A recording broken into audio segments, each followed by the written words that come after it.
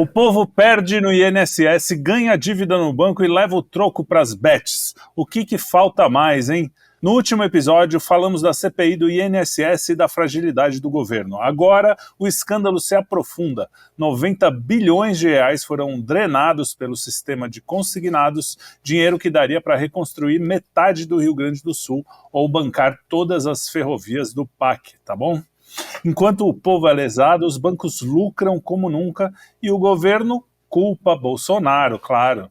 Fica calado também enquanto o BC aumenta a Selic e bate recorde de gasto com viagem. No meio disso tudo, Lula não fala como vai ressarcir os aposentados, mas garante os lucros da Faria Lima. E como se não bastasse, o governo ainda se recusa a tratar PCC e CV como organizações terroristas, mesmo com atuação internacional confirmada. No Congresso, os partidos seguem sem projeto. PSD virou casa de ex-BBB e influenciador, e os caciques do Centrão só querem consolidar poder.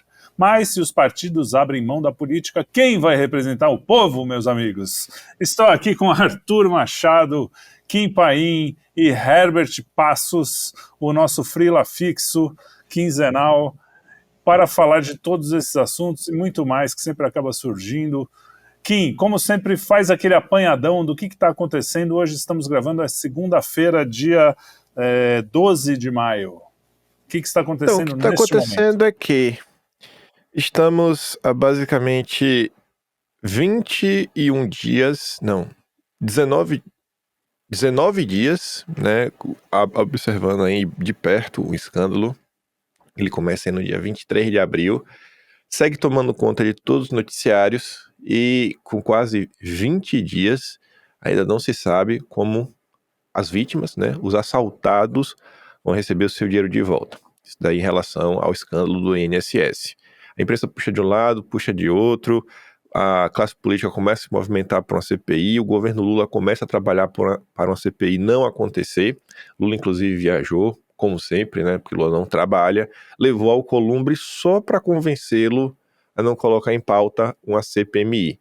Porque a movimentação hoje na política tem dois caminhos. Um é a CPI, só que a CPI esbarra na boa vontade do Hugo Mota, porque você tem uma lista, né, de CPIs que já estão protocoladas, só pode ter 5 funcionando ao mesmo tempo, então tem que ter uma certa prioridade para ser colocado em pauta. O outro caminho é o plano B, é uma CPMI, uma mistura, né, deputados com senadores, e aí depende também da boa vontade do Alcolumbre. O governo Lula se movimenta para nada sair do papel. Em termos econômicos, nos últimos dias também, o que a gente pode falar? Só o Armínio Fraga que volta para reafirmar que realmente tem que congelar o salário mínimo, porque isso vai ser bom para pobre. Ganha apoio aí da turma da Globo News, da Globo também. A Globo fez um editorial sobre isso. E no restante a gente tem, como você falou, a questão também do PCC. Semana passada aí a turma dos Estados Unidos veio ao Brasil. O Brasil se recusou a classificar o PCC, o Comando Vermelho, como organizações terroristas. Tem uma galera aí na esquerda falando que isso é importante, porque você meio que fecha a porta e proíbe que os Estados Unidos atuem no Brasil. Porque se você classificar o PCC como terrorismo, aí os americanos basicamente vão invadir o Brasil. Isso é uma lógica que, enfim, né? Só a esquerda mesmo para levar isso daí a sério. É uma luta pela soberania nacional, meio que termina na página 2. E além de tudo isso, ainda temos também um episódio que tomou conta aí do final de semana, com o Pedro Temer, colocando aí de forma bem clara o que os governadores às vezes têm vergonha de assumir, que temos aí a verdadeira direita democrática, chancelada pelo consórcio, correndo por fora, para criar um projeto e colocar o Brasil de volta nos trilhos, né? E aí, essa direita democrática engloba os nossos governadores democráticos que querem o voto de Bolsonaro, né, sem colar com Bolsonaro. No final do dia, querem aplicar um Deltan Dallagnol, né? Descolar do Bozo, sem perder o apoio dos apoiadores do Bozo. E cá estamos nós, né? Esse seria um mini resumo do que aconteceu, acho que nos últimos dias, de mais relevante. É isso aí, hoje na segunda-feira, né? Não esqueçam que a gente está gravando na segunda.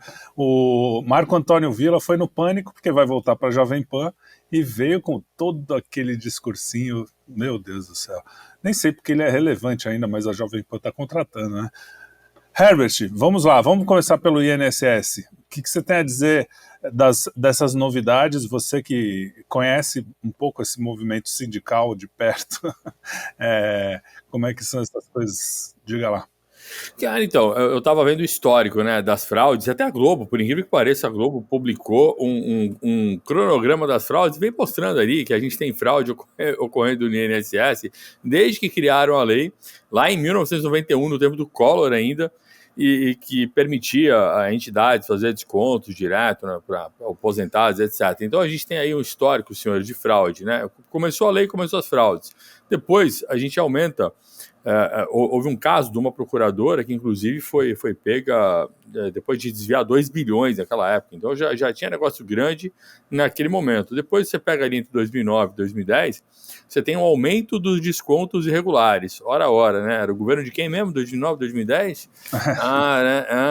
Era do Lula, né, cara? Porque, infelizmente, a gente está com 5 governos PT nessa desgraça desse país, né? Eu acho até que aquele mapa que botaram de cabeça para baixo, lá do Ponte, eu achei sensacional. Eu falei, cara, esse mapa tá muito bom. Tá tudo de cabeça para baixo e o Brasil tá lá no fiofó do mundo. No fiofó, isso, fiofó. Ó, essa linguagem artística foi excelente, me evitou de falar um palavrão. Então, depois, quando você chega ali entre 2016 a 2018, tem um escândalo. E é interessante, né? Esse escândalo acontecia ali já na saída da Dilma e entrada do Temer. A gente teve ali o primeiro escândalo, depois de 2019 a 2021. Agora, pasmem, senhores. Rede Globo, em G1, noticiando. Vou ler na íntegra, pequenininho o parágrafo, para não dizerem que tem fake news aqui. Olha só. 2019 a 2021, tentativa de coibir a fraude. Olha só. Está aqui no cronograma do G1. Olha lá. Quando Jair Bolsonaro assume o governo até metade do governo do ex-presidente. Quando Jair Bolsonaro assume o governo até metade do governo do ex-presidente, algumas pessoas de dentro do INSS tentaram coibir fraudes. Vários acordos suspensos e cancelados naquela época. Aí, 2021, a reviravolta. Saca só, período de virada.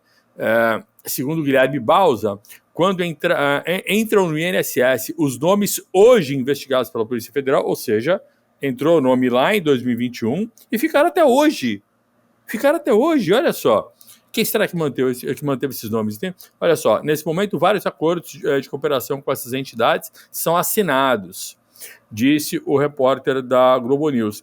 Das 11 entidades que estão sendo investigadas pela Polícia Federal e também pela Controladoria Geral da União, 10 delas assinaram acordos de cooperação técnica com o INSS entre 2021 e 2022. Só que aí, meus caros, 2023, o Lula toma posse, ele nomeia o Carlos Lupe para o Ministério da Previdência e o Lupe mantém os acordos com as entidades. E o Lupe mantém no INSS as pessoas hoje investigadas no esquema de fraude do INSS. Então, os caras estão tentando vir com essa parada de culpar o Bolsonaro. Cara, é muito difícil isso colar, né? O Nicolas fez lá um vídeo, o negócio bombou. Aí o governo se programou para fazer uma força-tarefa, não chegar a 5% do alcance que o Nicolas... Cara, imagina, o Nicolas sozinho vai lá, faz um vídeo, daqui a pouco os caras juntam todo mundo, junta Erika Hilton, Janones, não sei quem. O Dream Team, né? Cara, o zoológico inteiro junta lá para fazer a bicharada, para fazer a revolução dos bichos. E, cara, sai o quê? 4% do alcance do deputado de Minas Gerais. Então, é difícil para o pessoal mais da esquerda hoje defender. Porque, assim, falando sério, uma parte dessas fraudes, eu não sei se foi o Reinaldo Azevedo que falou isso, mas quem falou eu tendo a concordar, que uma parte dessas fraudes são fraudes dos próprios segurados do INSS, dos próprios pensionistas. Por quê? Porque tem muita gente que aplica golpe. A hora que sai a notícia do golpe, um monte de gente vai falar, olha, eu fui descontado aqui, eu nem pedi o empréstimo, eu nem pedi e estão me descontando. Me descontaram. Por quê? Porque agora você coloca o teu no bolo e às vezes você mesmo pega um consignado, faz alguma outra coisa e aproveita para dizer que não foi você. E há processos assim rolando sim na justiça, tá? Então aqui é Brasil, aqui tem fraude de todo lado. O governo, esse governo que está aí indicando pessoas, né? As pessoas que o tal do Carlos Lupe fala que lamenta, que dói no coração. Ele deu uma entrevista, né, dizendo que dói no coração ter companheiros ali envolvidos no negócio e ele precisa, né, investigar os companheiros. Cara, essas pessoas não estão ali do nada, eles não desceram de Marte e pousaram no INSS, no governo. Cara, eles são reflexo do nosso povo. E o povão dá golpe mesmo, o povão pede afastamento quando não deve, tenta receber auxílio-doença, enfim, não é o povo todo. mas existe uma parcela do povo que faz isso, é que cada um rouba de acordo com as possibilidades. O pobrezinho lá, de não sei de onde, tenta roubar dando golpezinho aqui para receber um seguro-desemprego sem deixar de trabalhar, um seguro-doença sem estar doente, um afastamento sem necessidade, enquanto aquele que está lá por cima consegue já fazer desvio de 6 bilhões. Né? Fora o crédito consignado, que esse aí vai ser um escândalo maior ainda. Enfim, meus caros, é muito difícil o governo conseguir reverter isso daí. É muito difícil tentar jogar a culpa no Bolsonaro, até porque são sindicatos que estão envolvidos, né? Embora nem todos os sindicatos estejam envolvidos, você tem também até sindicatos denunciando problemas, porque às vezes não querem ficar com os problemas. Quando eles suspendem todos os contratos agora, vamos suspender os contratos, isso acaba prejudicando até sindicatos que trabalham sério, eventualmente. Então, não é uma questão tão simples quanto parece. Simplesmente suspender tudo talvez prejudique mais gente do que ajude a combater fraudes, né? Isso só mostra o descontrole que existe, só mostra a incompetência do governo na gestão desse órgão, e vai ser muito difícil o governo tentar jogar isso aí nas costas do Bolsonaro, principalmente com a oposição, né, o pessoal que é mais bolsonarista, direita em geral, tentando emplacar a CPMI, e justamente o governo tentando evitar, e a Cleide chamando até a Federação dos Bancos, os bancos malvadões, que o PT sempre criticou os bancos, na hora que o negócio aperta, ai banco, me ajuda por favor, é assim que tá. Arthur, pode comentar o comentário do Herbert, se quiser, e já inclui a história que no meio de tudo isso o Banco Central aumentou a Selic, né? Ou seja, os teus amigos lá da Faria Lima estão felizes, não? Então, o pessoal da Faria Lima são os únicos, acho que estão felizes com o Brasil, né?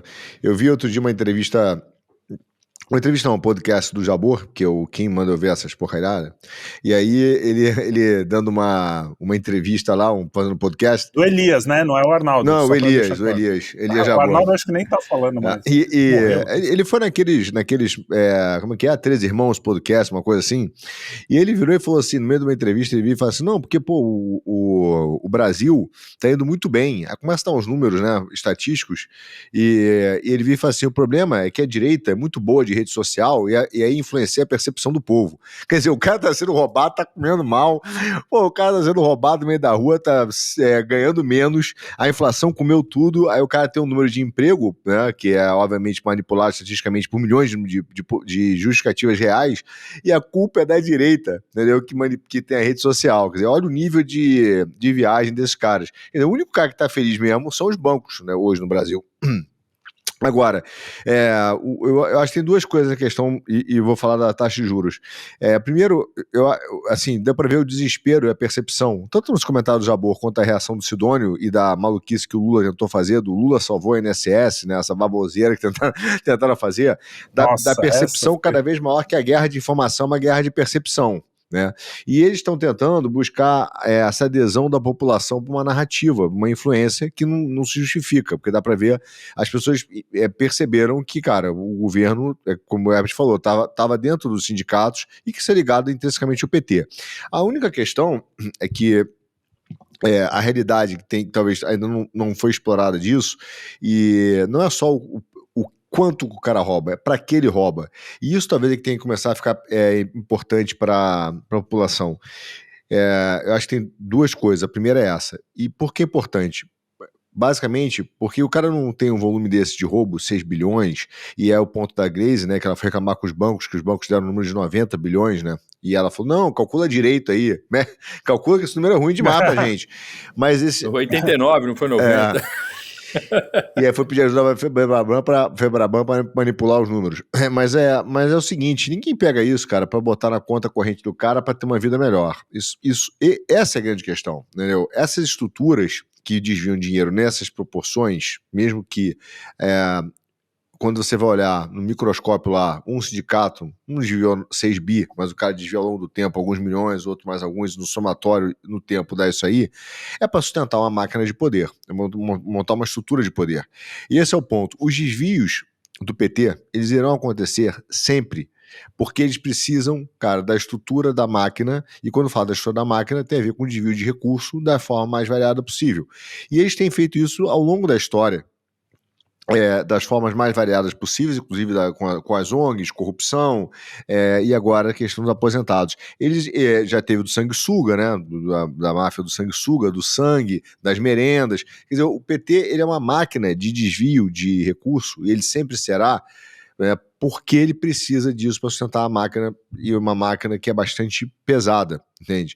E isso é que eles não conseguem fugir dessa realidade, porque essa estrutura de poder e política que o PT aprendeu a fazer no Brasil. Só que isso já não cabe mais, simplesmente não cabe mais. Agora, que quando a gente fala dessa ligação, e só para terminar aqui, antes de fazer essa ligação, então não cabe mais, só que o Lula não consegue mais reagir quando essas informações vazam. Ele não tem mais uma resposta, porque ele não está conectado com a população, e o próprio PT não sabe o que falar. Ele não sabe o que falar. Então ele está perdido numa crise que é mais uma que está sangrando o governo e vai continuar sangrando. Só que é curioso o que está acontecendo no Brasil, e eu não tenho uma resposta para isso, honesto, é que, assim, eu acho que o povo, fazendo pegando um ponto do Ebert, que ele fala assim, o cara rouba, né, desvia, frauda dentro da capacidade dele. Eu acho que ele já incorporou que o PT é um partido de ladrão mesmo. E tá tudo bem, não sei. Porque não é razoável um escândalo de 90 bi, entende? E as pessoas só falaram assim, meu Deus, é mais um escândalo do Lula. E aí virar um problema de uma guerra de narrativa, como a mídia quer fazer, como a Globo quer fazer. Acho que no último programa eu falei isso, nós vivemos uma espécie de hipnocracia, né? Então as pessoas estão sendo hipnotizadas, a Globo e a mídia, ela não vende mais publicidade, ela vende um estado de transe, né? Começa até com a musiquinha do Jornal Nacional, pam, pam, pam, pam, pam. Então começa um estado de transe ali, e os caras acreditam nisso, vão acreditando nessas narrativas, como se tivesse, sabe, fossem espectadores mesmo. Mas é inacreditável, assim, tá falando de volumes de bilionários. Eu acho que o povo acostumou a dizer assim, beleza, o partido do Lula é um partido de ladrão mesmo. E talvez o ponto desse são duas. A gente tem que realmente rotular, olha, o PT é um partido de ladrão. Não tenha dúvida mais, haverá, é estrutural deles. Eles precisam fraudar o tempo todo. Mas talvez a pauta política não seja, para ganhar a eleição, não seja mais apenas acusar o cara de roubo, entendeu? Não acusar apenas o cara de roubo, porque acho que parte dessa população, dado o tamanho do escândalo, é claro que isso afetou o governo, perdeu pontos, mas não foi aquela coisa avassaladora do ponto de vista político, entendeu? Que levou à sustentabilidade do sistema. Virou assim, mais um escândalo, o governo tem que sair desse escândalo, né? Virou uma batalha política, né? E aí é curioso, duas coisas que eu queria chamar a atenção disso, que ligando com a Febraban, é curioso a Glaze chamar a Febraban para essa conversa. Que eu vou dizer duas paradas para vocês que me assustaram. Primeira coisa, logo no início da operação, teve uma senhora que a Polícia Federal falou que ela mandou 5 milhões de reais em malas para o exterior. 5 milhões de reais em malas. Se você hoje, ele postou um vídeo hoje no Instagram dele, assista a história dele, de um coitado que ia tirar 2.300 pounds aqui na Inglaterra, né, para comprar uma moto e o banco não deixou. Se você for hoje lá no Itaú, vai tirar 10 conto da sua conta corrente, 5 mil da sua conta corrente, o Itaú não deixa. Agora, essa senhora conseguiu arrumar 5 milhões de reais em nota. Como é que os bancos não são coniventes com isso? E como? Como não são coniventes? Primeira coisa. Segunda coisa, para quem já andou de avião, se você tá desavisadamente, pega a sua malinha de mão, passa no raio-x, e tem um perfuminho, né, daquele da Avon, sei lá o que, de 150 mililitros, né, ou uma pasta de 110 gramas, inspeção na mochila, o cara pega a sua pastinha de 110 gramas, o seu líquido acima de 100 ml e joga fora, porque é proibido, os caras controlam esse tipo de controle. Como que uma mulher passa com 5 milhões de reais em 33 malas e manda isso para o exterior? Como? Se não há uma grande estrutura... O volume disso, né, cara?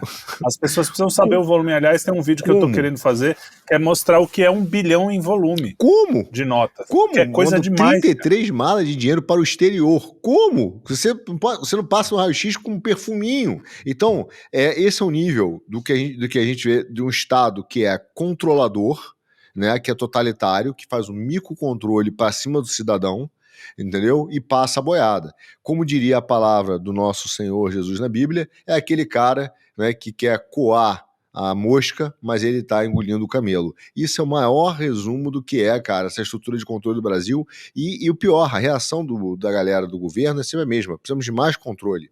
Mas é mentira, é mais controle para cima do cidadão, vão passar mais leis de controle em cima de PIX para combater não sei o quê, e no final vão continuar mandando 33 malas de dinheiro com bilhões em cash money para fora. Como? Essa, para mim, esse é o grande escândalo. É o escândalo do escândalo, entendeu? São vários, né? O controle é pra gente não conseguir falar, né? Esse é o controle. É isso.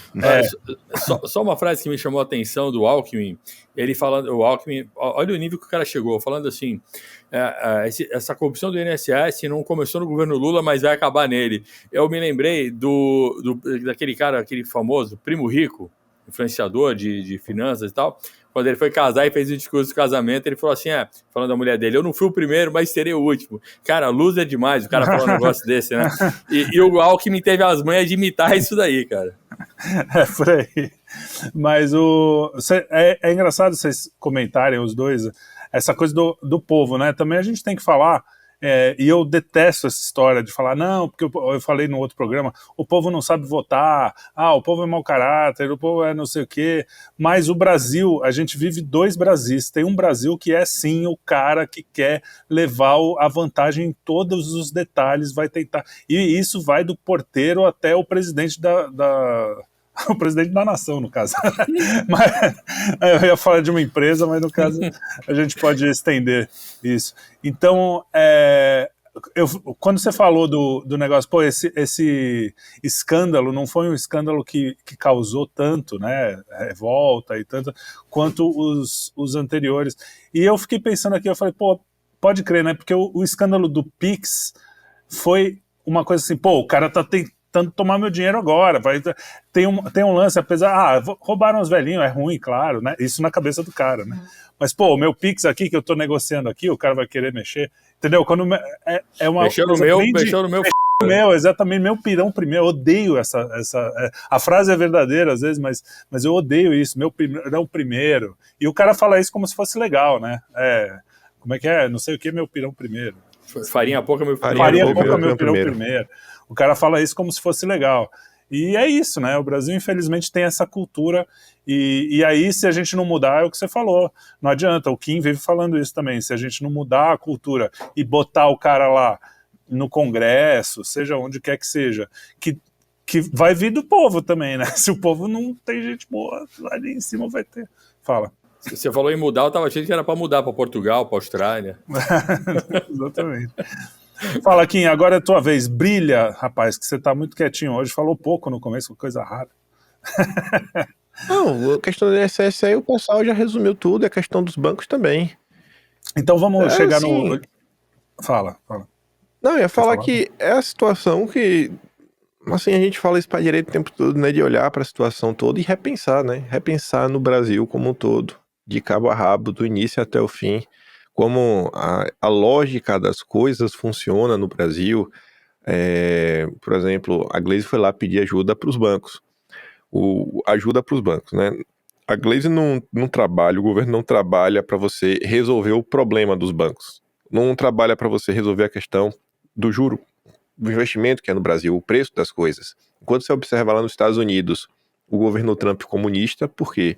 Trump está baixando aí uma ordem para colocar um preço de referência em preço de medicamento, o que é controle de preço, né? Não é o controle de preço que o governo está tabelando, falar o preço é X, tem que ser X. Não, você tem que vender o medicamento aqui igual o valor que você vende aí num país desenvolvido, sei lá, X. Assim, qual é o valor mais barato? Na Suíça é R$10, na Alemanha é 12, na França é 11. Não, então tem que vender o mais barato, igual na Suíça, igual a 10. Não importa, é 10 quanto aqui também. O Trump toma uma medida como essa. O Trump vem reclamando, inclusive até do Banco Central, para fazer uma redução na taxa básica de juros do país, que ele fala que não faz nenhum sentido. A inflação está caindo, a economia está indo bem, está tendo geração de emprego, não teria motivo para esse tipo de coisa tá, né, acontecendo, colocando na mesa. E do outro lado você olha o Brasil. Cada 1% da Selic que aumenta são 50 bilhões de juro a mais por ano. se fala muito do superávit primário, na verdade do déficit, né? Porque superávit o governo não consegue alcançar, mas o déficit primário é a conta esquecendo o juro. O juro, ele tá sempre aí. Então, a gente tá numa situação que, ainda que a gente alcance o chamado superávit primário, o superávit nominal, esse daí, assim, esquece. Mas esquece totalmente. E com a taxa de juros que o país está, é, assim, proibitivo. Então a gente tem aí um escândalo, que é a questão da taxa de juros, que nunca entra no debate público. Imagine, a gente está falando de 50 bilhões a mais a cada 1% que você aumenta as pessoas. Eu entendo, obviamente, a raiva das pessoas. Ficam assim, assim, é um escândalo quando a Janja gasta 60 mil reais de passagem para voar de premium. Mas o que é 60 mil reais perto de 50 bilhões? Ah, tal obra aí teve isso, tal obra de 2 milhões, 10 milhões, que seja 1 bilhão. Pô, a gente tá falando de 50 bilhões. Olha quanto a taxa de juros não aumentou só na era Lula. Olha a dificuldade que é isso. E olha o impacto disso na vida das pessoas comuns que querem comprar um carro, quer financiar uma casa. Sabe, a pessoa tá comprando 3, 4 casas com preço de uma, e às vezes nem consegue pagar. Às vezes no meio do percurso tem que voltar várias casas para trás. Assim, a gente tem problemas estruturais no Brasil. Essa questão do INSS é só, sei lá, um pequeno diagnóstico, sabe? É como se o cara já tivesse com a doença alastrada pelo corpo e o INSS é o dedo que tá feio. Ó, o dedo tá preto ali, ó. Vixe, deu uma paulada ali, não tá cicatrizando. É tipo isso, mas tá podre por dentro. E teria que repensar toda essa estrutura, porque a mesma falta de controle que você enxerga no INSS, você vê uma sobra de controle do Poder Judiciário, né? Tente aplicar uma fraude no banco. Aí você vê o controle funcionando com tudo. Agora, se você é um campeão nacional, né, e junto com seus sócios também campeão nacional, se você aplica uma fraude de 40 bilhões, aí ninguém vê. Então, assim, para o pequeno, para o cidadão comum, para o cristão, para o pai de família, para a tia do Zap, é o controle máximo, nada falha. Agora, para monitorar o PCC, Comando Vermelho, grandes fraudes, aí ninguém consegue ver. Aí ninguém consegue Boa. ver, né? Sabe? A formiguinha todo mundo olha, agora o elefante passa desapercebido. Já vou pegar o gancho aqui, que o governo não quer colocar PCC e CV como grupos terroristas. Veio o pessoal lá dos Estados Unidos, vai falar, e aí, esses grupos aí, são terroristas ou não são? Os caras, não, imagina. O que você me diz disso, Arthur Machado?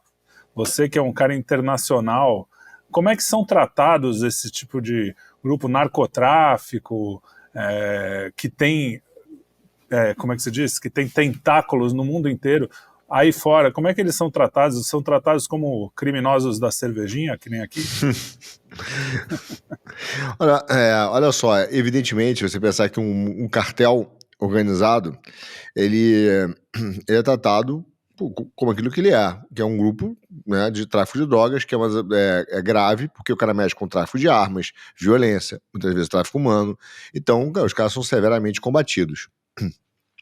O problema é que quando o país ele assume que ele tem uma organização que é terrorista e ele não consegue combatê-la, apresentar um plano eficiente de combate, ele submete então a possibilidade de uma intervenção externa, né, combater os terroristas. Por exemplo, algumas vezes nós vimos algumas invasões internacionais acontecerem exatamente para poder acabar com grupos terroristas. Então, invasões de exércitos, por exemplo, os Estados Unidos invadiu alguns países por causa de combate ao terrorismo. E o argumento que o governo brasileiro deu foi que o PCC e o Comando Vermelho não eram terroristas porque eles objetivam lucro na transação. É o tamanho da maluquice. A realidade é que o cara devia ter dito, olha, nós temos um cartel aqui dentro e esse cara tem que ser sancionado. O Brasil tinha que pedir isso, inclusive. Vamos começar a sancionar esses caras economicamente. né? O problema é que, eu não vou nem botar a pilha aqui, é verdade que o Ministério Público brasileiro e o Ministério da Justiça está mais preocupado em acabar com o empresário no Brasil do que acabar com o narcotráfico. Isso eu não tenho a menor sombra de dúvida, entendeu? Receita Federal, Polícia Federal e Ministério Público se unem para acabar com os empresários no Brasil, né? Só manter os oligopólios. Agora, nesse aspecto, só para colocar, é óbvio que tinha uma pegadinha nessa história, né? Um dilema. Ele fala assim, aí, quer botar isso como terrorista? Se o governo brasileiro fala terrorista, ele tem um problema, porque ele não tem um plano de combate ao terrorismo, ele está sujeito a uma interferência externa. É óbvio que apesar do seu governo Lula, o Instituto Rio Branco, né, os embaixadores brasileiros entendem que é essa a pergunta que está por trás. Eles entendem da questão internacional.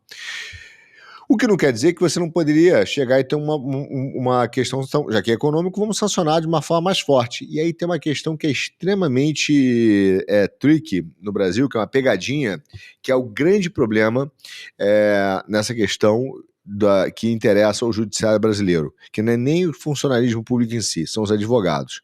Porque se os Estados Unidos estabelece uma sanção internacional ao tráfico de drogas, aos cartéis, como acontece em outros lugares, aceitando que o PCC, o Comando Vermelho e outras facções chegaram em tamanhos bastante, tipo assim, robustos, quem transacionar com esses caras também estão sancionados.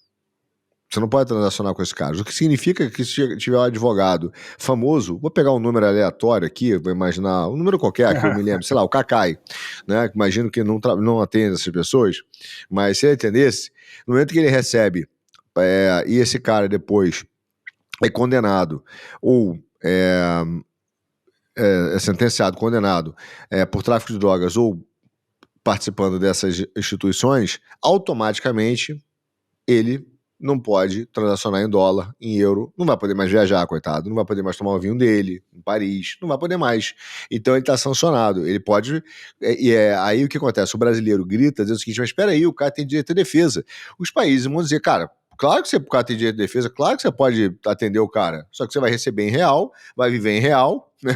Vai curtir as suas férias de Fernando de Noronha e vai tomar a sua Pirassununga 51 junto com o presidente. Você não vai poder transacionar em dólar, comprar Patek Philippe, Rolex, passar em Miami. Então, você vê que a própria OAB, os próprios advogados, eles não deixam que esses caras, né, sejam sancionados.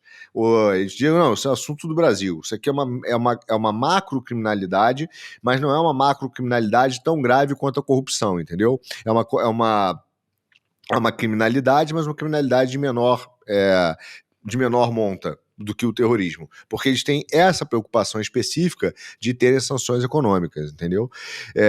E é óbvio que também a realidade que isso já saiu há muito tempo do controle, não tem a menor chance de combater a criminalidade hoje, e o problema não é de força policial, é da questão do judiciário, é que vários policiais já falam, pô, prendo os caras e no mesmo dia ele tá solto, né? No mesmo dia ele tá solto.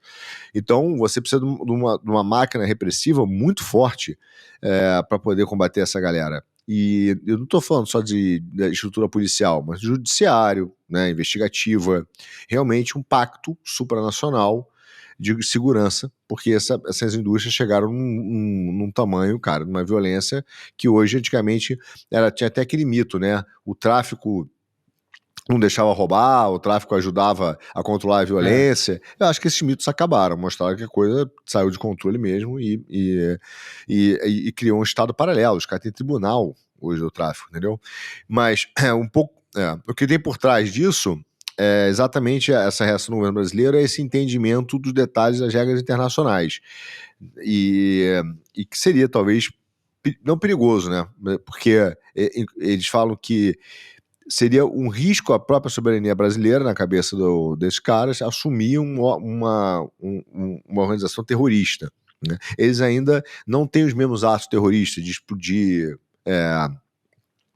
por exemplo, como o Pablo Escobar fez na Colômbia, né? Explodir avião, matar juiz, quer dizer... Só derruba helicóptero, né? Só derruba helicóptero. Aí é a hora que o cara tá com uma arma de uso militar, entendeu? E aí já ter essas sanções por tráfico de arma, entendeu? Mas enfim, esse combate, esse já virou um exército de tamanho grande, pela legislação internacional. O que a preocupação por trás deles é essa. Mas é óbvio que é uma coisa muito maior, porque isso que eles argumentaram. O que tem por trás de verdade, cara, é uma conivência enorme com o tráfico de drogas no Brasil. Hoje é aquela história, a profissão mais segura que tem é você ser traficante no Brasil. Você não vai ter nenhum problema com a justiça, não vai ter nenhum problema. Você vai ter uma vida provavelmente financeiramente reconhecida, vai ser aplaudido no meio da sua comunidade, vai ser reconhecido. Quem quer ser astronauta, porra, tem que estudar pra cacete, porra, não sei lá, vai ter que se ferrar pra depois ganhar nos Estados Unidos. Se conseguir chegar lá, melhor ser traficante. E isso é o maior problema na cadeia de incentivos. Os incentivos para você ser traficante no Brasil são maiores do que o incentivo para você ser, cara, engenheiro, por exemplo. Pô, muito mais, né? Fala, já aproveita e já pega o gancho aí, Herbert. Cara, então, eu tava vendo a entrevista, né, do secretário de segurança, acho que como é? Sabu, como é que é o nome do cara? Eu vou ver. Uma coisa assim. Alguma coisa assim, né? Nome esquisito. Então, o que me impressiona foi a cara de pau dele na entrevista, dizendo, não, olha, se ele tivesse dado só justificativa aí em cima do que o Arthur falou, tá, ok, né? Tá, até entendi teus motivos, mas ele chegou na mídia dizendo que o Brasil já está dando resposta, né? Já trabalha ativamente na construção de políticas para poder combater essas facções, né? Ele fala que está fortalecendo a integração dos países da América Latina, enfim, que está isolando as lideranças em presídios nacionais. Cara, qualquer pessoa que anda numa periferia ou que mora numa periferia sabe que o crime domina quase, se não todas, cara, se não todas, quase todas as periferias dos centros urbanos do Brasil. Não existe exceção mais. Em qualquer periferia que você vai, tem crime. E veja, as periferias vão crescendo. Na medida que as populações se multiplicam, principalmente nas periferias, você pega aqui, litoral norte de São Paulo, você ia para o litoral norte há 25, 30 anos atrás, cara, você ia lá para Marizias, cara, tudo vazio lá, o sertão ali, aquelas casas um pouquinho longe da praia, tudo vaziozinho, tranquilo, você podia botar uma casinha lá, deixar tudo aberto. Cara, hoje, você caminha para uma favelização e você começa a ter um monte de bandido que vai se esconder lá. Os caras começam a se escondendo, daqui a pouco está bem escondido, daqui a pouco está vendendo, daqui a pouco tem a rede de tráfico. Então o negócio vai aumentando e o crime começa a ter um poder gigante, porque as pessoas sabem que o crime age na hora, não tem a lentidão do Estado, entendeu? Então as pessoas vão tendo medo e vão respeitando esse Estado paralelo. Assim, a gente avançou muito, cara. A gente estava aí na eleição 2022, o pessoal reclamando que poderia o Brasil virar uma Venezuela. Eu cansei de falar, Venezuela acho que tem pouca chance, mas uma mistura de México com a Argentina do governo Kirchner, eu acho que é mais a nossa cara, entendeu? E que aí, cara, a gente está nesse rumo. Ainda é um pouco diferente, porque aqui é muito grande, mas mesmo as distâncias, cara, não impedem que você tenha uma rede gigantesca de crime, que movimente um dinheiro muito grande. E para você ter toda essa movimentação, é como o Arthur estava comentando na fraude do INSS. Não tem só o bandido ali, ou um fraudador aí dentro. Não, cara, você precisa ter uma rede, você precisa ter um monte de gente envolvida. Eu sempre me lembro do amigo meu, né, quando fui presidente da Associação de Surf aqui em Santos, ele falava assim para mim, presidente, se um dia for roubar, porque a gente fazia muito a sério a nossa prestação de contas, tudo para não dar, né, para ninguém ficar enchendo o saco. Aí ele falou assim, presidente, se um dia você for roubar, rouba de 1 milhão para cima. Sabe por quê? Eu falei, por quê? Para poder pagar o advogado. Aí você não vai preso. Sou advogado, amigo meu. Cara, agora imagina que essa galera trabalha com quantias altíssimas. Então, óbvio que tem muita gente sendo paga, cara, mas muita gente dentro da justiça, dentro das polícias, na política, em tudo que é canto. Então é muita grana que o crime movimenta. O crime banca campanhas, o crime depois ele cola na política e ele fica ali chupinhando, porque você pega aí os crimes que existem dentro da maioria das prefeituras, com taxa disso, taxa daquilo, como é que você faz o lobby do transporte, construção, cara, tem corrupção em tudo que é canto. Beleza, você acha que o pessoal do crime fica lá sentado, de longe, vendo o político roubar aquele e tá dinheiro tudo bem? passar. Exatamente. Entendeu? O negócio começa a se acoplar, cara, porque eles começam a oferecer segurança, Enfim, vai se criando um sistema de seguridade social dentro do crime, para você poder roubar em paz, entendeu? Cara, é o Brasil, aqui a gente já está a caminho de se tornar um México mesmo, em termos de criminalidade. Ô, Herbert, só um parênteses aqui, rapidinho. Vou dar um exemplo pra você. Vamos supor que o cara queira comprar, sei lá, 1 tonelada de cocaína da China, né? Para chegar aqui qual é o nome disso aqui? Você pega uma comunidade aqui, vou pegar essa Guanazes, no leste de São Paulo, beleza? Uhum. Você acha que ele vai no banco e fala assim, preciso fazer um SWIFT de 1 bilhão? Então, assim, é óbvio que o sistema bancário, e aí eu digo uma história que essa é pessoal, nada a ver com drogas, mas foi muito boa, porque foi contada pelo Dominique Cerruti, que eu já falei dele, né, que era do Borges da ATG, né, da Bolsa, e ele era um dos diretores da análise. E quando eu tava na reunião com ele essa foi na França, em Paris, ele me entregou um manual, uma revista da análise sobre Dark Pools, que era um sistema eletrônico de bolsa, mas que era totalmente fechado, né? Então a gente chama de piscina negra mesmo, porque você não sabe quem está comprando e quem está vendendo, você só vê pedaços de transações. Depois ela acabou não sendo utilizada quer dizer, foi muito utilizada, mas depois acabou sendo proibida. E aí, conversando com ele, não proibida, mas reduziram bastante o uso, ainda tem nos Estados Unidos. Mas assim, conversando com ele, ele virou e falou assim, olha, dá uma olhada aqui, já que você vai ter a bolsa, cuidado, porque existem sistemas assim, começou a me explicar. E aí ele virou e falou assim, deixa eu te contar uma coisa.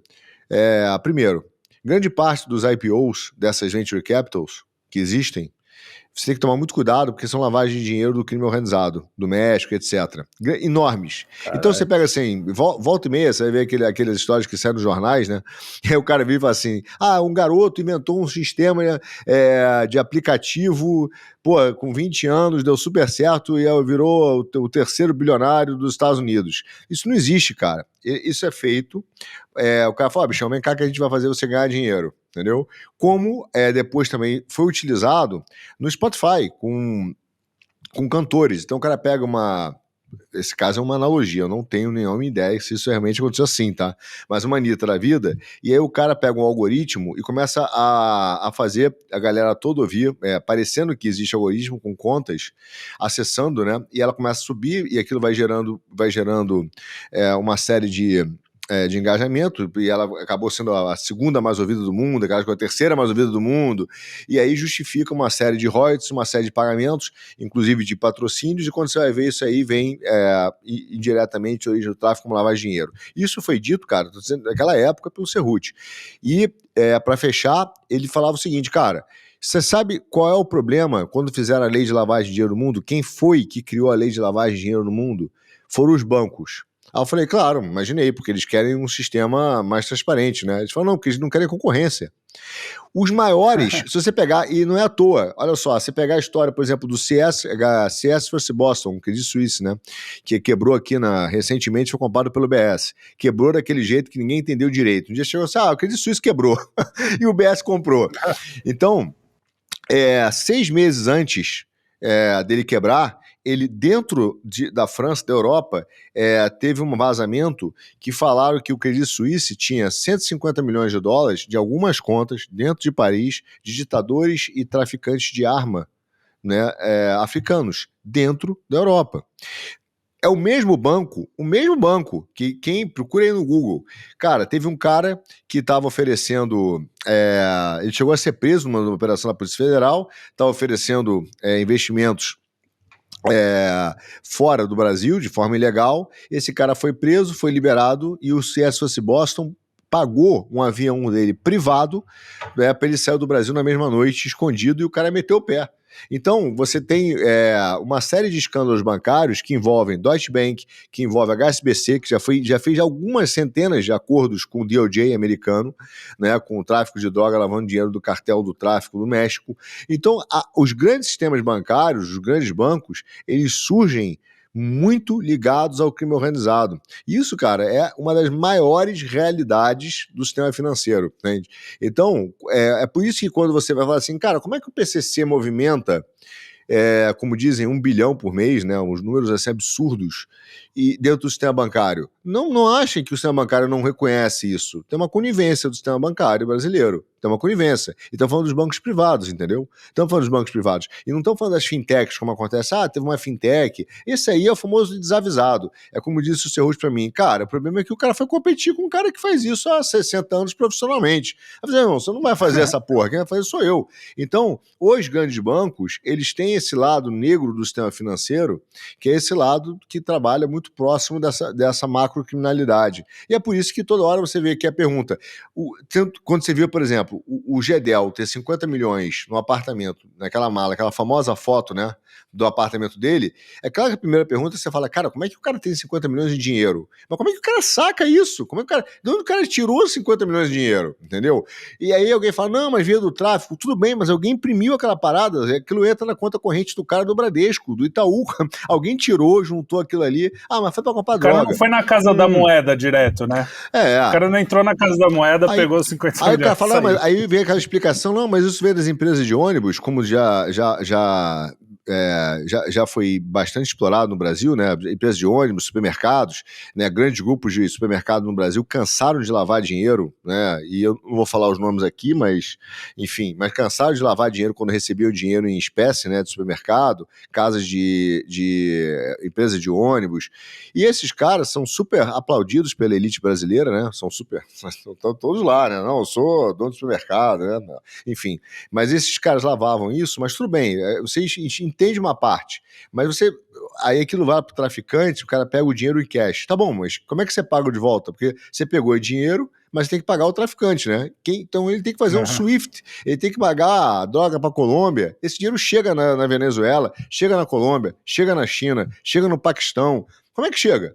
Chega através do sistema bancário, com conivência dos grandes bancos, inclusive dos grandes bancos brasileiros. Sem você entender essa macrocriminalidade como os bancos não são apenas cúmplices, mas são um dos grandes mentores dessas redes, você não vai entender verdadeiramente o mundo e o quão esses cartéis realmente são fortes, entendeu? O nome do cara é Sarrubo, tá? Só para deixar Sarrubo. O cara das relações. É secretário nacional de segurança pública, é isso. Eu acho curioso, porque a gente sempre fala em soberania, né? E eles estão falando, não, isso aí vai atrapalhar a soberania do Brasil. Até dá para entender que poderia atrapalhar mesmo. A gente pode até pensar, não, tudo bem. Aí a gente vai ver como o PT se preocupa com a soberania do Brasil. Ele vendendo o Brasil da China de fora a fora, né? Não foi, ela não é do PT, mas tá lá no governo, falando que, nossa, olha só, estamos aqui, a China inteira vai comprar o Brasil de cabo a rabo, e as ONGs, né, que a gente vive falando aqui, inclusive tem o Máfia Verde 2 que está no ar aqui no nosso canal, que fala do livro do Lourenço Carrasco, e as nossas duas entrevistas, né, uma que foi eu, o Lourenço e o Kim, eu, o Lourenço e o Arthur, e a gente fala exatamente disso. Pô, essa soberania os caras não estão nem aí, né? A soberania só vale quando os caras vêm cuidar de anistia, né, de preso político, ou cuidar da segurança pública. O resto não tem soberania. E vender a Amazônia tá liberado. A Amazônia tá tranquilo. É isso mesmo, Kim? Você falou pouco. O Lula tava aí agora, botou pro Rui Costa rodar o mundo. Veja só, né, nosso grande articulador, o Rui Costa, para quem não lembra, era o presidente do consórcio Nordeste quando compraram aqueles grandes respiradores e na época o secretário executivo era nosso grande Carlos Gabas. Aí o Rui Costa está rodando o mundo não para comprar, mas para vender a infraestrutura brasileira. Está mostrando, inclusive, para os amigos chineses, né, em primeira mão, antes até de mostrar para os outros. O que no final do dia eu acho que não é uma prática muito bacana, porque até comentei isso em vídeo, eu acho que ninguém, absolutamente ninguém, talvez até Arthur possa falar isso daí da época que ele... Não lembro qual foi o banco, Arthur, que trabalhou nos anos 90, que tu falou que tu chegou de perto a questão da Telebrás, mas eu tava comentando no vídeo o seguinte, é muito difícil você privatizar alguma coisa, assim, não é privatizar, né? É muito difícil você colocar qualquer tipo de projeto, ainda que seja um projeto assim, você abra uma licitação para construir do zero, que você não sabe, assim, um projeto de bilhão, na casa de bilhão, Você não tá abrindo lá, deixa eu ver quantas... Será que vai ter interesse? Não é uma lojinha não é uma barraca de cachorro-quente que tu vai pro meio da rua e tu tá na dúvida se tu vai ter cliente ou não. Quantas pessoas, quantos cachorro-quente tu vai vender? Cara, é um negócio que tu já sabe assim, pô, eu tô fazendo isso. Sei lá, vamos supor que tu vai construir uma estrada do zero. Tu sabe quais são as empresas de engenharia, mais ou menos, que tem condição e um porte para tirar aquilo do papel. Tu já sabe mais ou menos para onde vai. Então, quando o governo Lula toma esse tipo de iniciativa, você já sabe mais ou menos como é que a coisa acontece. E aí você coloca o fator Lula, aí as mentes... É muito difícil para quem está contaminado pelas notícias do dia a dia, sabe, ter boa fé e acreditar que o Lula não vai desenhar, né, todo esse processo burocrático para cair na mão de algum amigo do rei. É muito difícil. É muito difícil. Assim, absolutamente difícil. A era Lula 3 é literalmente assim, a era, eu não sei, da destruição total do Brasil.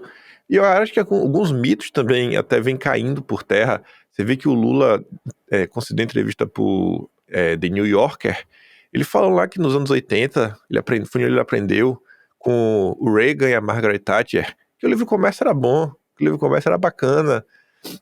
No primeiro momento, muita gente da direita até ficou chocada com essas declarações do Lula. E isso eu acho que até mostra um certo desconhecimento histórico nosso. Essa visão meio que amarrada que se é de esquerda tem que ser comunista, socialista e tudo mais. E aí um cara da rede social, o Tatu no Toco, ele pegou, por exemplo, um vídeo de 2009 do Lula, onde ele já tinha o mesmo discurso. O Lula estava criticando abertamente o protecionismo, né, que o Trump vem colocando aí em prática. Então, assim, é o governo, literalmente, que ataca a soberania nacional de cabo a rabo. De cabo a rabo. As demonstrações de poder, de soberania do Brasil é Márcio Pokémon, né, o nosso Marcinho Pokémon, fazendo o mapa do Brasil de cabeça para baixo. Em termos práticos, o que é que isso muda? Nada. Absolutamente nada. Ainda que seja coisas que ser um discurso não acontecem, assim, se é para lacrar, mas pelo menos lacra no lugar certo, tipo, ir na COP. Vai na COP e lacra bonito lá dentro. Vai na ONU, lacra bonito lá dentro, que pelo menos você está defendendo a soberania do Brasil perante outros países, mas acontece o oposto. Lula vai na COP, Lula vem lá em Paris ainda em 2023, Lula vai nessas cúpulas internacionais para falar de transição energética, economia de baixo carbono, sabe? É absurdo atrás de absurdo. Teve uma declaração que o Lula fez, não uma, mas se eu não me engano 9 vezes, só de novembro de 22 até o final de 2023, que foi nas COPs, que ele foi em eventos, que ele falava repetidamente, não dá pra gente ir nas COPs, discutir, propor regras, leis, etc, tudo mais, e depois ter que aprovar nos congressos nacionais de nossos países. Não dá. Aí você fica assim, mas como assim não dá, Lula? Como assim? Você tá maluco, irmão? Você tá louco? Como assim não dá? Como assim não dá? Você quer que a ONU tenha poder para passar por cima de todo mundo? Então, assim, não existe preocupação nenhuma de soberania nacional, mas nenhuma. O governo Lula, isso aí, muita gente da direita até acompanha, tem uma certa noção, mas deveria ser claro para o Brasil. O governo Lula é o governo que tem apoio, não só na sua descondenação, né, para poder disputar a presidência da República, mas é o governo que teve apoio direto do imperialismo americano. Quem diz isso é a própria Financial Times. E a grande imprensa, todo mundo confirma mais uma vez, inclusive com a presença do diretor-geral da CIA no Brasil, secretário de Estado, a general do Comando Sul, Laura Richardson. Então como é que um governo desse pode defender a soberania nacional? Ao lado da CIA? É assim que defende? Né? Vamos unir a CIA para defender a soberania nacional brasileira? Não dá, né? É piada. Mas essa é a questão das palavras, da forma como o governo Lula e certos setores de esquerda usam as palavras, né? É tudo invertido. Né? Quando eles falam... É verdade, só pegar aquele manualzinho que foi publicado lá nos anos 20, o ABC do Comunismo, pelo Bucarin, ABC do Comunismo. Ele explica muito bem lá. A ditadura do proletariado, ela não é bem uma ditadura, ela é a verdadeira democracia. Ela só é ditadura para os burgueses. Mas ela, na verdade, ele explica ali, ó, a ditadura, o que significa esse termo? Não, esse termo aqui significa a verdadeira democracia. Vocês que não entenderam. Quem chama de ditadura é o burguês, porque é ele que vai estar Então, quando ele fala de liberdade, de soberania, cara, é tudo invertido. Inclusive, a própria questão da corrupção. A corrupção é altamente justificada, porque eles vão partir do princípio, aquele princípio mais marxista, leninista, né, de que o Estado é um ente que surge quando as contradições de classe já são irreconciliáveis, então é preciso surgir o Estado, não para mediar, mas para fazer uma mediação enviesada a favor da classe dominante. Então, tudo que você fizer contra o Estado é lícito, é justo, quando você abraça essa ideologia. Cara, esses caras, de uma maneira ou de outra, conscientes ou não, tendo lido ou não, tendo estudado ou não, eles seguem essa linha, né? A esquerda tem essa tradição e uma grande, não todas as pessoas que se colocam na esquerda, mas pelo menos uma grande parte das pessoas que estão ali dentro da produção intelectual, do guiamento do que é feito, eles trabalham dentro dessa lógica. Né? Tá daí projetado, né? Como diz então, é daí que surge uma Marcia Tiburi com aquela frase dela, ela traduz isso aí dizendo que o assalto pode ser justo num contexto injusto, entendeu? Surge exatamente disso. É isso aí. Bom, vamos seguir aqui para os nossos finalmente. A gente está falando do PCC, das coisas internacionais e tal. Tudo isso é a parte da grana, né? E a gente tem visto as pessoas reclamarem que o Brasil não está polarizado, o mundo está polarizado. A polarização pressupõe que existe pessoas com ideologias que elas abraçam fortemente e que elas ficam brigando entre si por causa das suas ideologias, né? Acontece que quando a gente olha para o cenário político, a gente vê partidos, a grande maioria não tem ideologia, não tem projeto, não tem nada, a gente só vê a concentração partidária cada vez aumentando, o centrão ficando cada vez maior, virando o centro já transbordando para a esquerda e para a direita, porque é de tão centro que ele está já, e se colocando agora, né, como a verdadeira direita, né, que isso aí, porque eles viram que a onda, não é porque eles querem, não, a direita, é porque eles sabem que está na moda, vamos dizer, ser contra a esquerda, então eles perceberam que, não, a verdadeira direita está aqui. Aí o Eduardo Leite foi para o PSD, bom, teve várias movimentações. Kim, é melhor você falar do que eu ficar falando aqui sobre essas coisas que você vai manjar mais. Então, né, a gente vive num país que o pessoal já acha normal que dentro de um mesmo partido você tenha uma ala de esquerda e uma ala da direita, isso no mesmo partido. Né, partindo do pressuposto que um partido deveria ser uma parte, né, e uma parte delineada, onde o partido tem um estatuto, com causas, com propostas, com... Qual o termo que tá me faltando? É uma agenda, né, mas tem uma palavra... Enfim, né, é uma agenda, vamos botar assim, tá me faltando uma palavra, mas tem uma agenda, mas não, você vê que nenhum desses partidos tem agenda nenhuma.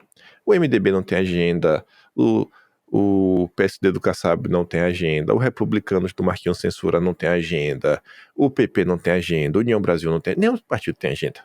Nenhum partido tem agenda. O PSOL tem. O PT, agenda dos bancos. Pelo menos tem a agenda dos bancos. E seguir as ordens do Lula. O PL, não vou falar assim, vou até colocar o PL no meio, não tem uma agenda propriamente dito, mas quando você olha para a figura do Bolsonaro e da galera dele, você já sabe mais ou menos o que esperar, né? É como se fosse uma agenda meio implícita, você sabe mais ou menos ali qual é o pacote, mas falta ainda o partido desse próximo passo. Então assim, a gente normalizou o absurdo, onde o partido ele não tem mais absolutamente nenhuma serventia. Isso não pode ser normal.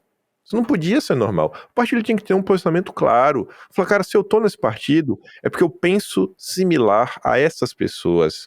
O nosso partido é o nosso grupo político, onde nós vamos construir algo juntos, de preferência a nível nacional, onde a gente vai comunicar da cidade, né, ao estado, até a federação. Mas não. Se torna a coisa mais normal do mundo. Aí você tem nos últimos dias o cenário aqui. O mesmo PSD do Kassab, que tem o Ratinho Júnior, tem ministros lulistas. Aí você fala, mas como assim? O Ratinho Júnior, líder da direita, governador democrático. E esse termo é um termo bonito, porque às vezes as pessoas não sabem, mas em termos históricos, a turma que trabalhou para dar um golpe de Estado em 64 foi exatamente os governadores democráticos. Eles que se colocavam para defender a ditadura, colocar o Brasil de volta nos eixos, né, austeridade econômica, toda a mesma ladainha que vocês veem sendo repetidas no presente momento. E aí agora, se você tinha a esquerda do partido com os ministros lulistas e a superdireita Ratinho Júnior, agora o PSD também tem o centro, que joga dos dois lados. Ele trouxe o Eduardo Leite, que no primeiro momento falou que não quer apoiar o Lula, que pensa diferente do Lula. Mas você sabe como é o Eduardo Leite no final do dia. Aí você vê e fala, cara, como é que pode no mesmo partido você ter Eduardo Leite, Ratinho Júnior e ministro lulista? Ou talvez o Ratinho Júnior faça parte dessa galera e só tá se vendendo de uma forma diferente. Aí você tem o Ratinho Júnior, você tem o Caiado, você tem o Romeu Zema, você tem o Tarcísio, está sendo colocado no quadro dos governadores democráticos, você tem mais, acho que são basicamente esses 4. E o Eduardo Leite agora, teriam 5 grandes nomes aptos a liderar o país. Aí no meio dessa confusão aparece o Michel Temer, para colocar todo mundo no colo, né, e falar, venham, eu vou tutelar o governo de vocês, já estou aqui criando até um projeto Movimento Brasil, que conta com o apoio da Globo, com o apoio do Estadão, para a gente direitar o Brasil. A verdadeira direita democrática, liberal, ela acelera muito. E aí você fala assim, cara, o que está acontecendo nisso daqui? Aí o Estadão deu bastante destaque aí no final de semana, fez um editorial repleto de mentiras, assim, mentira mesmo, baixa, mas... E esse até outro ponto, eu acho que a falta do conhecimento histórico da direita a impede até de fazer as devidas críticas e as verdadeiras oposições. O Estado de São Paulo, em especial, de todos os jornais, deveria ser o mais repudiado pelo brasileiro, independente do lado político que ele toma. O Estadão não é simplesmente um jornal. O Estadão é um braço da formação do Brasil. Da formação do Brasil, estou colocando em termos de país. O Estadão, ele é criado ainda antes da República Velha e ele é criado para dar o golpe da República Velha. Não é uma coisa qualquer e aleatória. É um jornal que as pessoas não conhecem o histórico e que se conhecessem, até para você desmontar as mentiras seria mais fácil. Porque se o imaginário popular soubesse que o Estadão é do Júlio de Mesquita e do Júlio de Mesquita Filho, 2 golpistas, que é do Júlio de Mesquita que falou que podia usar até bomba atômica para matar brasileiro, se fosse necessário para impedir que o Jango continuasse no poder e desse um golpe e tudo mais... Sabe, se o brasileiro soubesse desses pormenores, soubesse que o Júlio de Mesquita Filho, desde 62, fazia reuniões com militares, até já sugerindo ministros para dar um golpe de Estado, a coisa seria diferente. Se soubesse que o Júlio de Mesquita Filho estava no olho do furacão e o pai dele estava lá com a turma da bucha para dar o golpe de Estado da República, era diferente. Porque na hora que a Breva falou, cala a boca, golpista. Você é um jornalista golpista. Você está a serviço do golpe de Estado. Você só tem poder porque você é um golpista. O seu lugar não é fazendo matéria na imprensa. Esse prédiozão do Estadão não era para estar aí. Então, até isso falta. Então, é o Estadão, mais uma vez, esse veículo golpista que está puxando esse carro. E coloca nos seus termos. E você traz para Bolsonaro o Estadão, esse veículo golpista, é quem pela primeira vez coloca no debate público o termo Gabinete do Ódio em setembro de 2019 na matéria da Vera Rosa. É esse Estadão, esse jornal golpista que em março de 2019 já começa a colocar alvos na costa de pessoas com que? Direita jacobina. Quem era que estava lá como alvos? Um dos mais famosos, o Felipe Martins. O que aconteceu com ele? Então, assim, essa criminalização das pessoas, sempre direcionando para a formação de uma terceira via, sempre cai na mão do Estadão. A Globo tem um papel igual, talvez até pior pelo seu tamanho, mas em termos históricos, o Estadão, assim, aprontou muito mais do que a Globo. E aí você vê, e quem é que está mais uma vez emplacando a nossa linda terceira via? O Estadão. Então, assim, é entender o que está acontecendo. É apenas a rearrumação do sistema. Eu até tentei escrever sobre isso, eu botei de forma mais organizada, então para explicar fica mais difícil, mas o que eu observo hoje é que você tem um sistema no Brasil. E ele trabalha com a lógica do petismo, antipetismo. Porque o antipetismo, para mim, hoje, talvez seja um problema maior do que o petismo. Porque o sentimento antipetista faz com que as pessoas olhem para o PT, falam, o PT é tão ruim que não tem nada pior.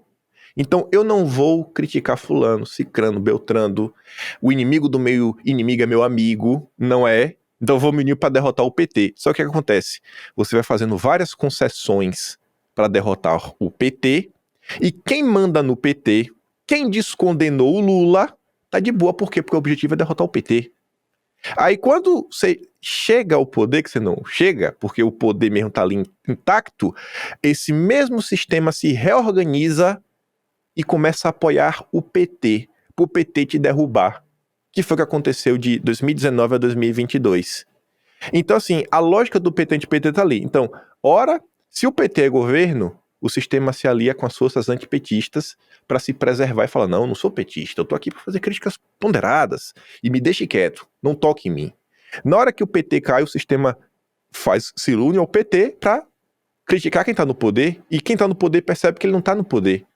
Ele chegou lá com a simples concessão e o sistema segue batendo nele. Então, assim, não tem uma ruptura real com o que está acontecendo. Não tem uma ruptura real. E esses governadores democráticos vai além da não ruptura real. É você literalmente dar o poder para o chamado sistema, que são famílias específicas, são esses grandes empresários bilionários oligopolistas, porque tem coisa no Brasil que é basicamente um oligopólio, diversos setores, eles conseguem ditar todas as regras de mercado, sabe? Aí você tem parte da imprensa, que realmente você vê, joga junto, é um consórcio, as coisas ecoam de uma forma assim maravilhosa, e isso fica tudo intocado. E quem ousa criticar isso é o autoritário, é o extremista, é o ditador, é o autocrata.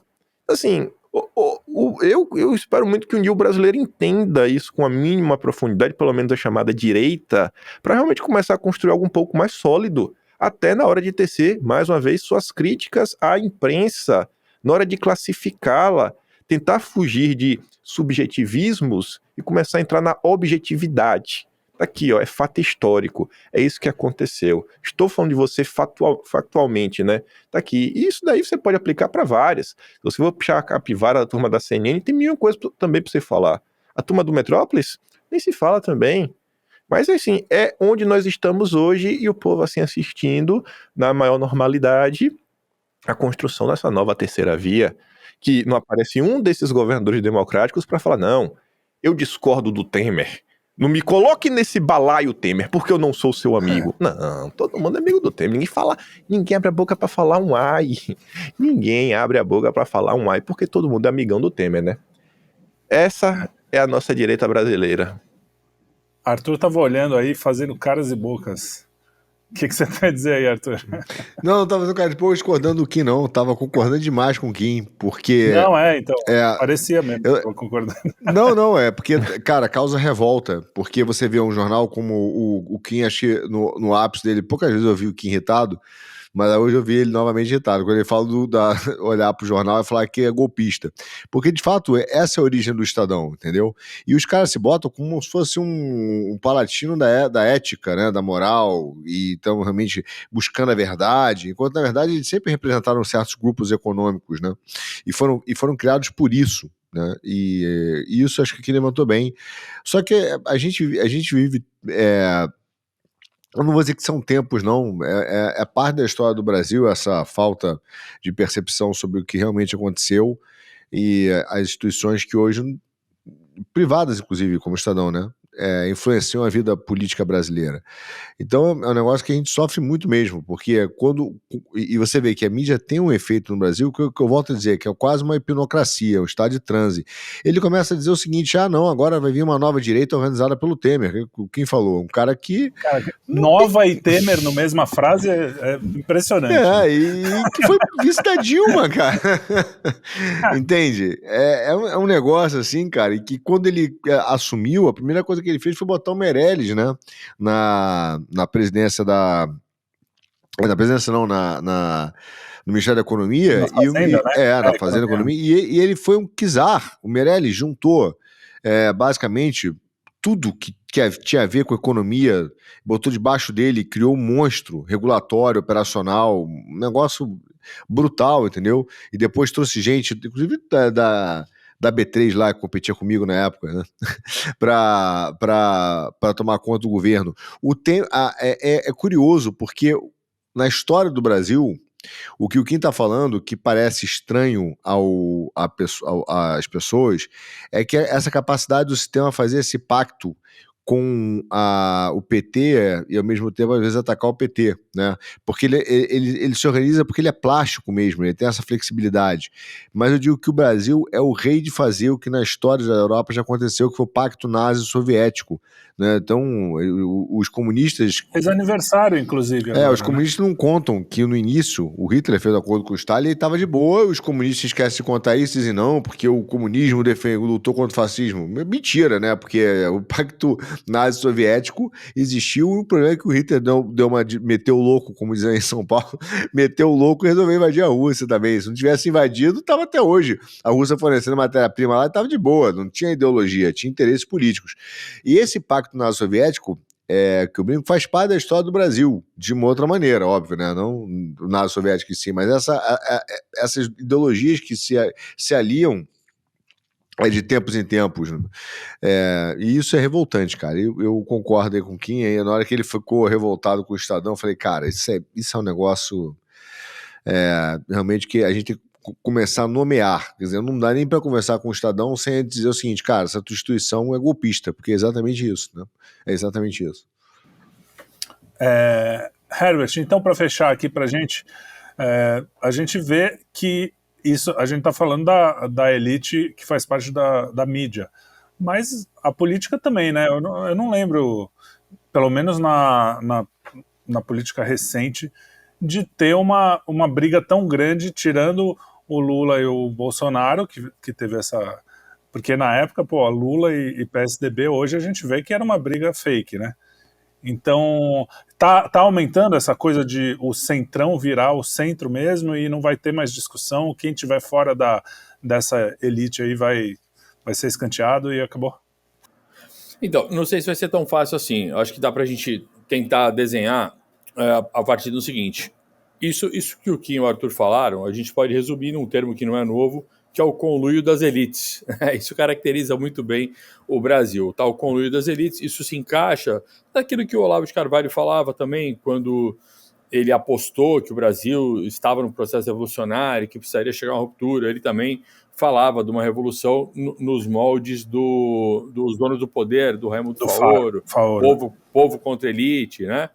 O Olavo também se baseou bastante nisso. Então veja que tem a ver com o conluio das elites, povo versus elite política. O Olavo ficou muito irritado, por exemplo, quando em 2015 para 2016, aquela força toda popular que estava fazendo manifestações cada vez maiores acabou sendo canalizada para Brasília por meio de certos movimentos de direita, por exemplo, MBL e tudo, que ajudaram a canalizar. Então o Olavo ficou muito irritado porque ele achava que aquilo faria realmente a revolução do povo contra as elites. O que acontece, pegando aí um recorte do que o Kim falou, sobre o antipetismo no Brasil ser um problema maior do que o petismo, a gente pode ler isso da seguinte maneira. O rico, ele tem uma pauta própria. Ricos e pobres têm pauta própria, a classe média não tem pauta própria. O rico, ele quer ganhar mais, ele não quer perder. Tá simples, né? O pobre também tem pauta própria. Tá com fome, quer comer, precisa de coisas básicas. Tá simples. E a classe média? Qual é a pauta da classe média? A classe média não tem uma necessidade tão imediata, porque é um pobre prêmio. Vive num conforto melhor, gasta tudo e tal, mas não está ali com a barriga roendo de fome, não está com o filho na escola pública. Então a classe média não tem pauta própria. Por não ter pauta própria, é justamente a classe média que fica à mercê daquilo que é dito na mídia. E durante muito tempo, a gente não teve internet. Então o próprio antipetismo, quando ele surge na medida que o PT ganha força. A mídia, de uma certa maneira, incentivava o petismo e alimentava o antipetismo ao mesmo tempo. Ou seja, você joga com os contrários. Porque quando você joga com os contrários, você tem controle do tabuleiro. E tem um outro ponto que é o fato que essa direita brasileira, e aí eu usei isso naquele curso que eu fiz lá no passado sobre polarização política, ela é basicamente antipolítica. Esse povo todo que está aí hoje, mais de direita, conservador liberal, alguma coisa nesse sentido, ou reacionário, mesmo revolucionário, é uma população que não está tão preocupada assim com política. Ele quer que a coisa funcione. Enquanto a água não bate na bunda dele, ele está tranquilo. A hora que a água bate na bunda, ele começa a se mobilizar. Beleza, só que na hora que ele vai se mobilizar, já está tarde. Por quê? Porque o lado que é político já agiu. O lado que é antipolítico vai trabalhar só na reação. E na hora de trabalhar na reação, na hora que você chegou no momento em que a água bateu na bunda, que a coisa já está complicada para você, já era para você, entendeu? O outro lado já está muito adiantado. E aí as pessoas você começa a ter uma parcela dessa população que age cada vez mais na emoção. Então, essa população que age na emoção, ela tem uma vantagem, porque ela faz uma mobilização, como é que eu vou dizer, mais rápida e direta a favor de um determinado lado. Então, todo grupo de direita ou de esquerda se beneficia de ter um público um pouco mais radicalizado do ponto de vista emocional. Só que esse público também tem um custo. E aqui eu vou concordar com o Kim quando ele fala que o antipetismo pode ser um problema, às vezes, maior do que o petismo. Porque quando esse público age com base na emoção, ele pode ser manipulado por todos os lados. Ele vai ser manipulado por estímulos da esquerda, ele vai ser manipulado até por estímulos dentro da direita, de influenciadores que não estão nem aí para uma verdadeira pauta política, que só estão aí para explorar as emoções das pessoas, que é o que eu sempre chamei de conservar louco, né? É um cara que é conservador, mas ele vai ficando enlouquecido de tanto que ele consome bobagem e não consegue vislumbrar um cenário político sem emoção. Ele está sempre reagindo. Então ele vai se tornando a massa de manobra perfeita, ele vai gerando uma dificuldade, e ele gera uma dificuldade até para um próprio governo de direita, como o Jair Bolsonaro, de fazer algo mais equilibrado quando é necessário. Eu sempre entendi que o Bolsonaro não queria nunca dar golpe. Ele tinha lá os discursos dele, duros eventualmente, mas eu apostei aqui desde 2018 que não ia ter golpe nenhum. Eu acho que a minha tese veio se mostrando aí correta, de que essa nunca foi a intenção dele. Mas o fato é que toda vez que ele tenta fazer algo um pouco mais equilibrado, você tem um público que fala, não pode. As pessoas querem, às vezes... frouxonar, enfim. Então, é necessário ter uma postura firme, mas é necessário compor também, eventualmente. Não tem como fazer algo sem composição. Se eu passei não ter composição, a gente vai para a guerra civil. Né? E a política é justamente um instrumento para a gente conviver sem precisar de tanta violência. Né? Então, o pessoal que entra na política sem uma visão de mundo, sem uma cosmovisão, sem saber o que quer de verdade da própria vida, ele corre o risco de se tornar radicalizado e reativo simplesmente. E aí sim ele se torna um problema, porque ele se torna massa de manobra. Inicialmente, massa de manobra nos anos 90 e 2000, massa de manobra da mídia, de todos esses grupos que sempre fizeram o papel de assessoria de imprensa desse conluio das elites. Então não é que existe uma coisa muito coesa, mas é um conluio ali que vai se ajustando, uma hora está melhor para outra, outra está melhor para outra, mas a mídia em geral é a imagem que representa esse conluio. Beleza, e depois de 2010 em diante, a gente começa a ter a virada da internet, e nessa virada surge um monte de coisa boa e surge um monte de porcaria também. Olha quanto maluco se projetou de 2010 para cá na mídia, no YouTube, foi famoso e não tem conteúdo nenhum, não entende nada do que está falando e às vezes até estimula as pessoas a se tornarem massa de manobra na medida em que fomenta apenas o conservadorismo, em vez de fomentar algo mais coerente. Enfim, então o antipetismo ele é um problema sim, porque ao mesmo tempo em que ele funciona para uma boa mobilização, uma coisa mais rápida, ele tem um teto de compreensão. E eu mesmo, quando eu comecei a falar, quando eu fui saindo da assessoria política em 2014, que foi quando eu comecei a usar minhas redes para falar de maneira mais livre de política, porque quando você está dentro de um grupo político, tudo que você fala pode ser usado contra o seu grupo. Então eu mesmo evitava fazer muitos comentários ou um certo tipo de comentário. Depois eu comecei a comentar de forma livre. Eu sempre vi, nesse ambiente mais de direita que estava se formando, um baita potencial, justamente pela falta de experiência dessas pessoas no entendimento da dinâmica política. Enfim, meus caros, eu concordo sim com o Kim. A gente tem esse problema de que a direita brasileira precisa de instrução, de direção.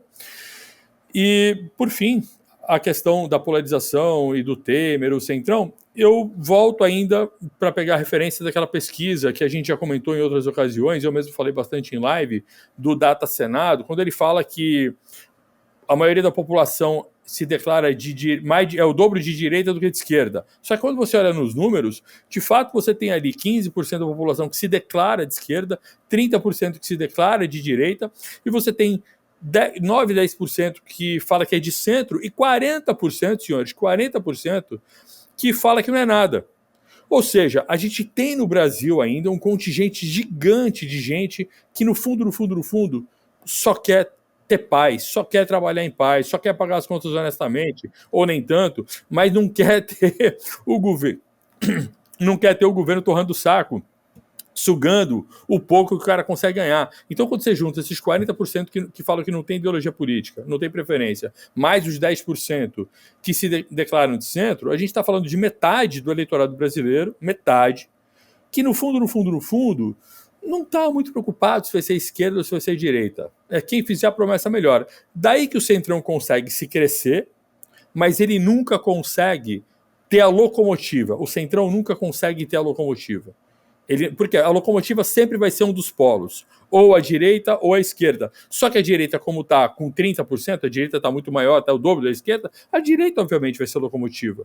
Então o Centrão cola na direita e agora existe uma disputa, né? Se o Centrão vai precisar entrar no trem do Bolsonaro ou se o trem vai acabar ficando vazio com a ausência do Bolsonaro e o Bolsonaro vai precisar endossar alguma coisa a mais do Centrão, né, só para poder não deixar a esquerda entrar. Então, infelizmente, essa é a condição do Brasil. Ainda temos aí uma longa caminhada pela frente e só Deus por nós, viu? Porque se depender da política, a gente está ferrado. Muito bem. É isso aí, minha gente. Então, esse foi mais um Puxando o Fio aqui com esses grandes Arthur Machado, Kim Paim, Herbert Passos e vocês aqui nos acompanhando. Espero que eu não tenha interrompido muito. Pessoal, tem uma moça lá que tá brava comigo, que eu interrompo muito, que eu pareço um mosquitinho falando. E eu concordo com ela, mas a gente sabe como é que é, né? A gente fica aqui. Então, muito obrigado. Você participa, pô. Que isso. Muito obrigado a todos aí que nos acompanham. Muito obrigado também a quem nos acompanha com os outros programas. Não deixem de assistir, tem programas muito bons, não só aqui, mas também no Instagram, no X. Sigam-nos em todas as redes e a gente se vê no próximo Puxando o Fio. Um grande abraço.